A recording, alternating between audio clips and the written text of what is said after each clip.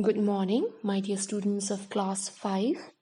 And today we're going to start with the third chapter, and that is a poem named The Violet by Jane Taylor. Okay, now let's start with the first stanza.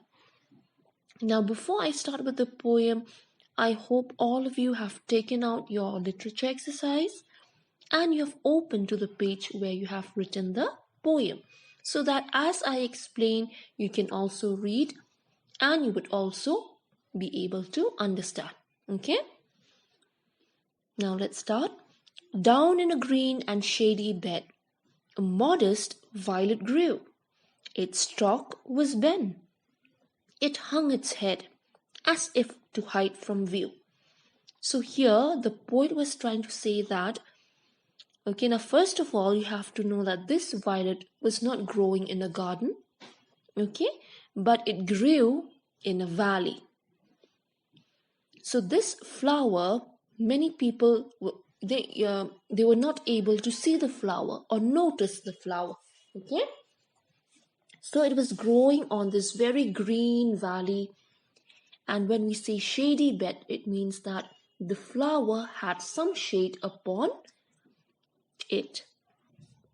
That means the flower was covered with shades, maybe from the leaves of the tree, okay, or plants. Now here, a modest violet grew means a simple flower was growing. A simple violet grew in this place. Its stalk was bent, it hung its head. Now the stalk of the flower, okay, now the flower was not, it didn't grow straight, but it was bending its head. Okay, the way it bent its head, it seems as if this flower was trying to hide from others. It shows that this flower was trying to hide itself by growing in the shady bed of the valley. Now let's go to the second stanza. And yet it was a lovely flower. Its color bright and fair, bright and fair. It might have graced a rosy bower instead of hiding there. So here, my dear children, also underline the word graced, the word bower, okay, in the third line of the stanza. Now grace here, it means glorify, and bower, it's a pleasant shady place. So here, what was the poet trying to tell us in the second stanza? Now, even though this violet was such a beautiful and a lovely flower, okay, it had a very bright purple color, okay, the color was very beautiful and pretty. Now, it might have graced a rosy bower. That means even though it was, it came, even though it was there in this shady place, it was growing in the valley, okay, but it was so pretty and so beautiful, okay, that it could be, that it, the poet was trying to compare it to the beauty of a rose. Okay, so here the poet, even though it was growing in this very shady, dark place in the valley, still the poet could spot its beauty. Now the poet here, she is wondering that if this flower is trying to hide itself. She says instead of growing, instead of growing in the valley, the violet could have grown in a garden where people could have admired its beauty.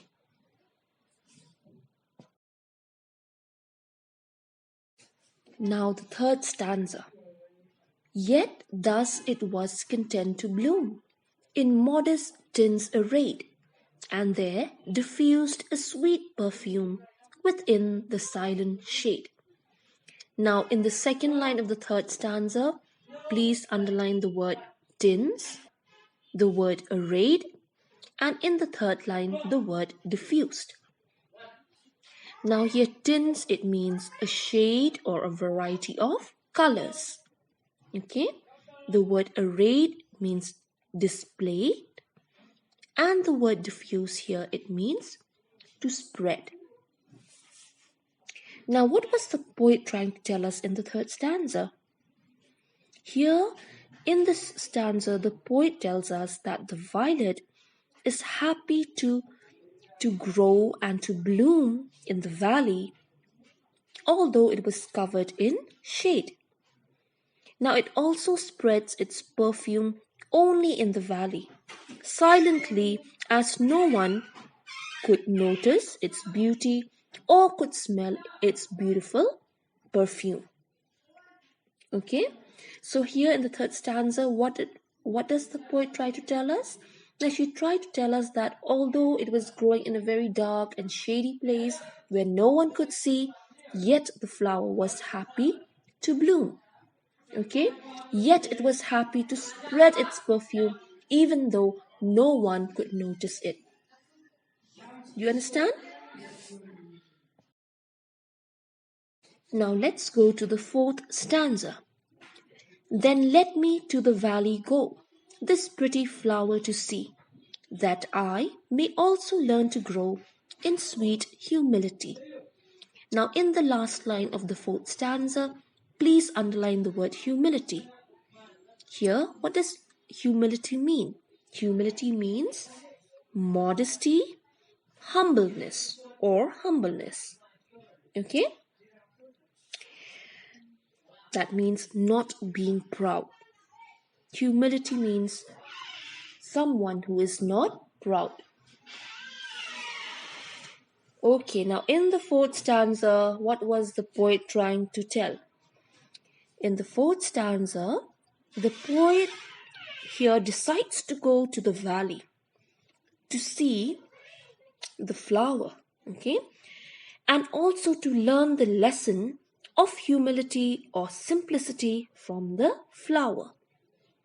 The poet here, okay, wanted to learn, she wanted to be as humble and as polite as this violet. That is why she tells us that she wishes to go. Okay, she says, let me go to the valley so that she would be able to see this beautiful, pretty flower. And at the same time, she would also learn to be humble and not to be proud as this flower. So we have come to the end of the poem. Okay, now I hope you understand what the poet was trying to describe the violet, okay, in all the four stanzas. Now, if you have any questions, please ask me. You can call me or message me through WhatsApp. Now, remember, this is a very beautiful poem about a flower called the violet. Remember, my dear children, even though the violet grew in a shady place, in a corner, in a dark place where no one was able to see, no one was able to notice its beauty, okay? Yet it grew, yet it was happy, and yet it was not proud, okay? Now it also teaches us what? It teaches us that we as human beings should also learn to have humility. That means we should not be proud, okay? But we should be humble, kind, and polite. So thank you, my dear students, for watching this video and have a nice day.